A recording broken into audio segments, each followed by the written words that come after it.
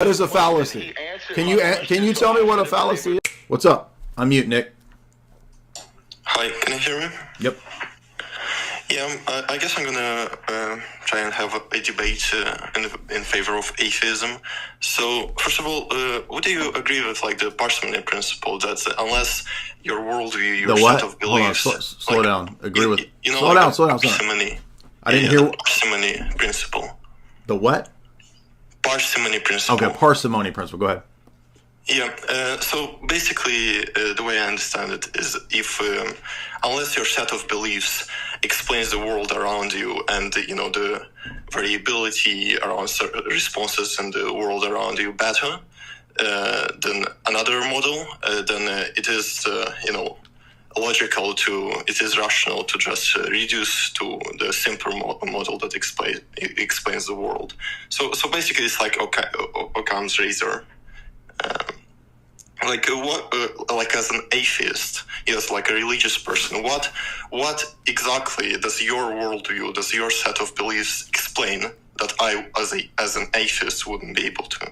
Well, the theist worldview explains how knowledge is possible at all, and the atheist worldview makes knowledge impossible at all.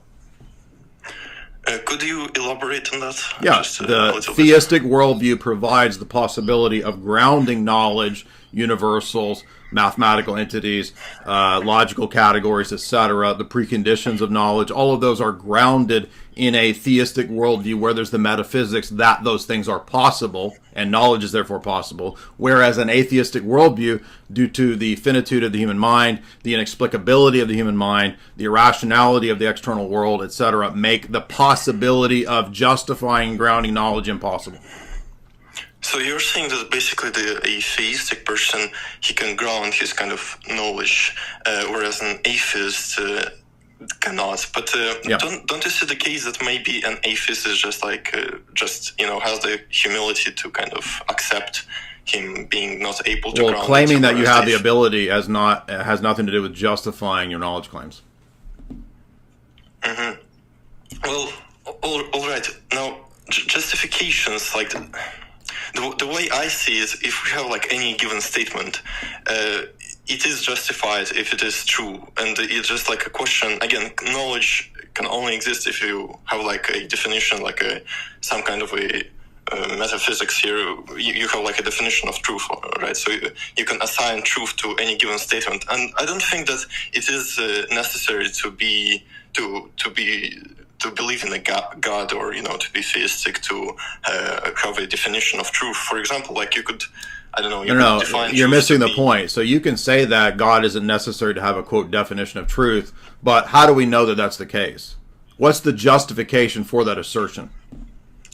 Well, because like humans, like we can have a conversation here, and obviously we understand each other, and it's not by coincidence, right? So there are certain laws. Okay, but what? Yeah, I agree. But what's the what's the explanation, the justification for those laws of thought and meaning that make conversation possible? That's precisely the question.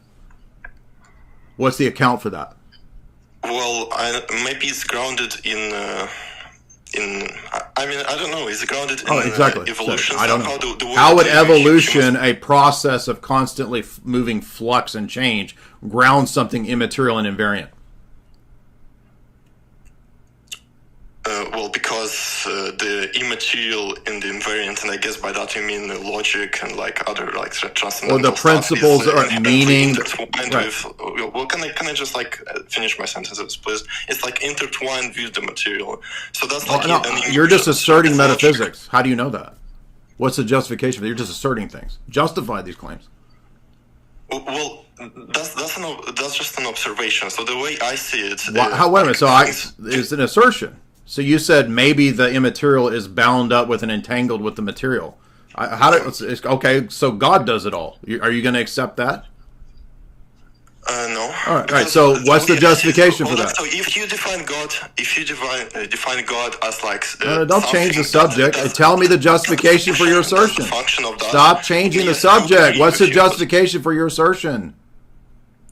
My assertion that immaterial things emerge from material things. Yeah. Well, It's magic. An observation. So, for example, we are like It's an assertion. It's not even it's not even an observation. You don't observe that. You're just asserting things.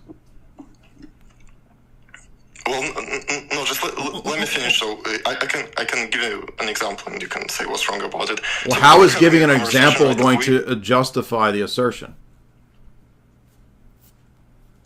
Can you repeat that? I didn't hear it. Even if you give me an example, how will that justify the assertion being true? How do you know that that's true, that immaterial emerges from the matter, from the material? Because I observe it constantly. Oh, so that's a circle. So, No, you don't. You think you see things happening, but how do you know that that's the meaning of what's happening? because well, it's either I'm insane or I am not. So I would prefer to think that I am Yeah, not that's insane. a fallacy. That has nothing to do with whether it's true or false. All right, we're moving on. This is ridiculous. I hope you put your microwave Diddy oil on 30 seconds.